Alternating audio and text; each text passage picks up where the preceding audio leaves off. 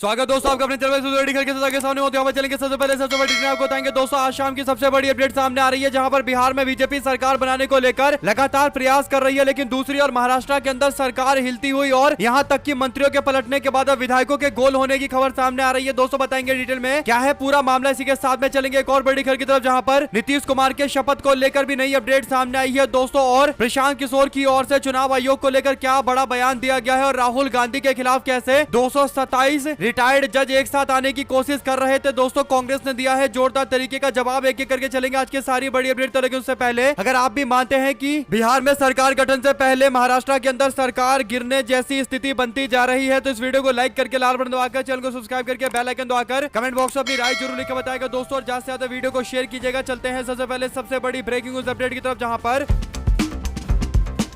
एक और बिहार में कल होने वाले शपथ ग्रहण समारोह को लेकर लगातार तैयारियां चल रही है दोस्तों। नीतीश कुमार से लेकर भारतीय जनता पार्टी के नेताओं के ताजपोशी को लेकर तैयारियां चल रही है। हालांकि नीतीश कुमार को अभी एनडीए गठबंधन की बैठक में औपचारिक तौर पर नेता घोषित नहीं किया गया है, लेकिन कल नीतीश कुमार के शपथ लेने को लेकर तैयारियां चल रही है दोस्तों। ऐसे में महाराष्ट्र से एक बड़ी अपडेट सामने आई है, जहां पर भारतीय जनता पार्टी की सरकार पूरी तरीके से हिल चुकी है। खबर यह है दोस्तों की महाराष्ट्र की सियासत में एक बार फिर से हलचलें तेज हो गई। शिवसेना यूबीटी यानी उद्धव ठाकरे की पार्टी ने दावा किया है कि एकनाथ शिंदे गुट के कई सारे मंत्री और करीब 20 ऐसे विधायक हैं जो शिंदे गुट को छोड़कर उद्धव ठाकरे गुट में आना चाहते हैं और उनके संपर्क में है दोस्तों। ये दावा उस वक्त हुआ है जब कैबिनेट की बैठक में शिंदे खेमे के आधे दर्जन से ज्यादा मंत्री बैठक में ही नहीं गए दोस्तों, जिसके कारण देवेंद्र फडणवीस काफी ज्यादा भड़क गए और शिंदे को गठबंधन धर्म का पालन करने तक की हिदायत दे दी गई। विपक्ष का कहना है कि बीजेपी और शिंदे के बीच में गठबंधन में दरार चल रही है और शिंदे फडणवीस को हटाकर खुद मुख्यमंत्री बनना चाहते हैं, क्योंकि उन्होंने नीतीश कुमार वाला केस देखा है, जहां पर नीतीश कुमार की कम सीटें आने के बावजूद नीतीश कुमार को बीजेपी मुख्यमंत्री बनाने जा रही है। तो शिंदे सोच रहे हैं कि जब मैं पहले मुख्यमंत्री हुआ करता था और मेरे ही नेतृत्व में जब 2024 का महाराष्ट्र विधानसभा चुनाव लड़ा गया, तो फिर नीतीश की तरह शिंदे को ही जिम्मेदारी मिलनी चाहिए थी और शिंदे को ही मुख्यमंत्री बनाया जाना चाहिए था दोस्तों। लेकिन बीजेपी ने कहा कि क्योंकि आपके पास नंबर नहीं है, आपके सीटों की संख्या हमसे कम है, तो भारतीय जनता पार्टी अपना मुख्यमंत्री बनाएगी। और शिंदे इस बात को मान गए। उनको लगा कि ये नियम सब पर लागू होगा, लेकिन शिंदे के साथ मजाक तब हो गया दोस्तों जब बिहार के अंदर नीतीश कुमार की सीटें बीजेपी से कम आई। इसके बावजूद बीजेपी नीतीश कुमार को मुख्यमंत्री बनाने को तैयार हो गई है, इसीलिए शिंदे धीरे धीरे करके बीजेपी से बगावत कर रहे हैं। और अब उद्धव ठाकरे का दावा है कि 20 विधायक उनके संपर्क में है दोस्तों, यानी ऐसा लग रहा है कि बिहार चुनाव में शपथ से पहले महाराष्ट्र से इंडिया गठबंधन के लिए कुछ खुशखबरी सामने आ सकती है दोस्तों। अगर आप भी मानते हैं कि महाराष्ट्र के अंदर जो सरकार चल रही है एकदम दबाव में चल रही है और किसी भी वक्त कुछ बड़े ऐलान सामने आएंगे, तो अपनी राय जरूर लिखकर बताएगा और ज्यादा से ज्यादा वीडियो को शेयर कीजिएगा। चलते हैं एक और बिग न्यूज अपडेट की तरफ दोस्तों, जहां पर नीतीश कुमार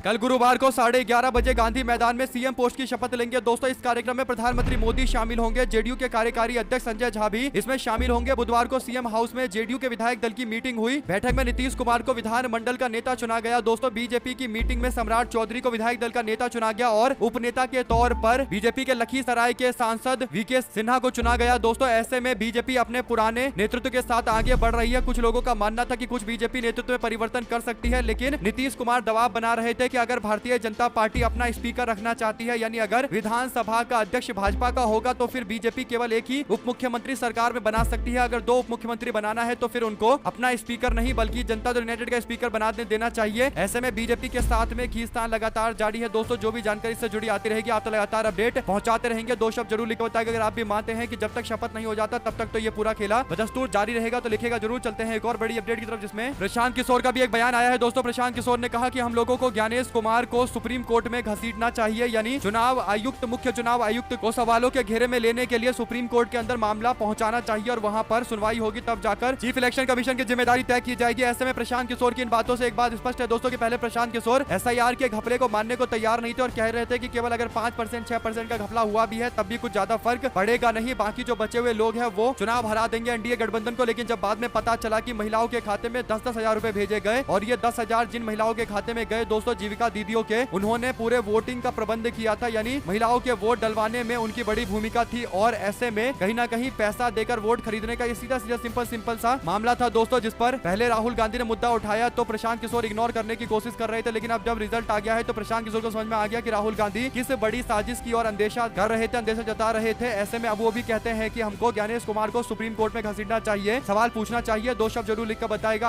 अचानक से इस तरीके के बदलाव के बारे में। इसी के साथ में बीजेपी के पूर्व केंद्रीय मंत्री आर.के. सिंह ने, जो भारतीय जनता पार्टी के पावर मिनिस्टर हुआ करते थे दोस्तों, और मोदी सरकार के दोनों कार्यकाल यानी 14 और 19 में बीजेपी के साथ बने थे, मंत्री बनाया गया था, पावर मिनिस्टर बनाया गया था, अच्छा काम भी उन्होंने किया था। ऐसे में जैसे ही 2024 के चुनाव में आरा लोकसभा सीट से चुनाव हारे, उसके बाद से उनको पार्टी में अलग थलग कर दिया गया और विधानसभा चुनाव में तो उन्होंने अडानी को दिए गए पीर पैंती के प्रोजेक्ट पर सवाल खड़ा किया था और डिटेल में बताया था कि कैसे अडानी को फायदा पहुंचाया जा रहा है। बाद में उनको भी पोस्ट से सस्पेंड कर दिया गया दोस्तों। हालांकि इस पर आर.के. सिंह कहते हैं कि मुझे कुछ फर्क नहीं पड़ता, मैं हमेशा से लोगों के हित की बात करता रहूंगा और उन्होंने आने वाले दिनों के अंदर भी इसी तरीके से मोर्चा खोलने का ऐलान किया है और कहा है कि वो बिल्कुल झुकेंगे नहीं, अपनी बात पर अड़िग रहेंगे। अगर आप भी मानते हैं कि बिल्कुल सही बात है और आर.के. सिंह जैसे कई सारे बीजेपी के लोग जो ईमानदारी से पार्टी को राय देते हैं, बताते हैं कि कहां पर जनता में उन्हें लेकर गुस्सा है, उस बात को इग्नोर करते हुए बीजेपी के लोग कहीं ना कहीं मोदी और शाह के करीबियों को ही आगे बढ़ाते हैं और जो लोग मोदी और शाह से थोड़ा सा भी सवाल पूछ ले उन लोगों को एकदम अलग थलग कर दिया जाता है। उसका आप सीधा सीधा एग्जांपल आर.के. सिंह है दोस्तों। इससे पहले शत्रुघ्न सिन्हा के साथ भी ऐसा ही किया गया था और उमा भारती के साथ भी ऐसा ही किया गया दोस्तों। बीजेपी के जो वरिष्ठ नेता थे, जो मोदी 2014 में प्रधानमंत्री पद के उम्मीदवार बीजेपी की तरफ से बनाए गए, तब जो जितने भी सीरियस नेता थे उन सबको धीरे धीरे करके साइडलाइन कर दिया गया है। जो मोदी और शाह के समर्थन में लोग खड़े हैं वही लोग केवल बड़े बड़े पोस्ट पर है, बाकियों को तो धीरे धीरे करके साइडलाइन कर दिया गया। ऐसे में अगर आप भी मानते हैं कि पुरानी बीजेपी को बिल्कुल भारतीय जनता पार्टी के मोदी और शाह की राजनीति ने खत्म कर दिया है और अब मोदी और शाह का पूरा कब्जा भारतीय जनता पार्टी पर हो गया है, बीजेपी का अध्यक्ष कौन बनेगा, बीजेपी का उपाध्यक्ष कौन बनेगा, ये सारी बातें अब मोदी और शाह खुद से तय कर रहे हैं, जो दुर्भाग्यपूर्ण स्थिति है। तो लिखकर जरूर बताएगा दोस्तों, ज्यादा से ज्यादा वीडियो को शेयर कीजिएगा ताकि आप लोगों तक लगातार इसी तरीके की अपडेट आगे भी पहुंचती रहे। चलते हैं एक और बड़ी खबर की तरफ, जहां पर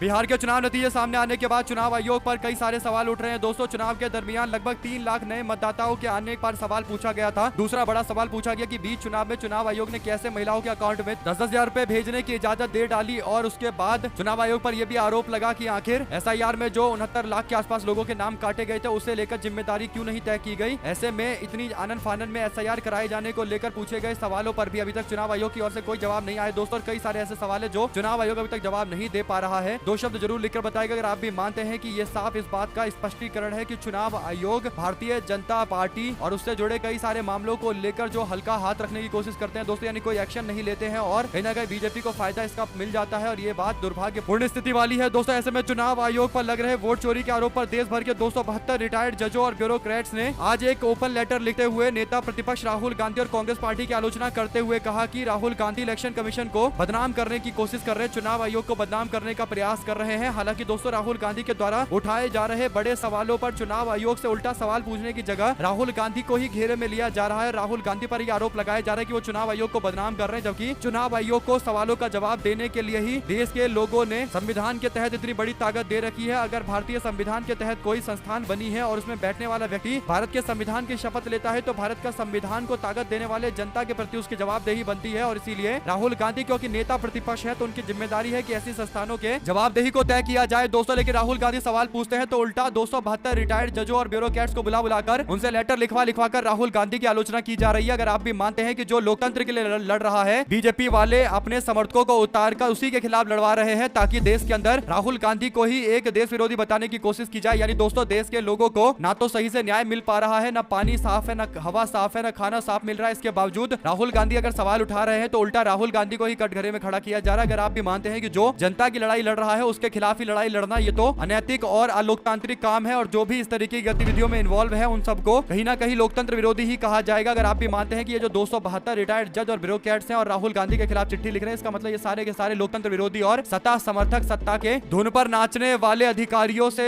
बड़े कुछ भी नहीं है। तो अपनी राय जरूर लिख के बताएगा। हमारे साथ लगातार जुड़े दोस्तों का बहुत बहुत धन्यवाद। आप लोग देख रहे थे, आपका अपना चैनल जय हिंद जय भारत। वीडियो को शेयर कीजिए। बहुत धन्यवाद।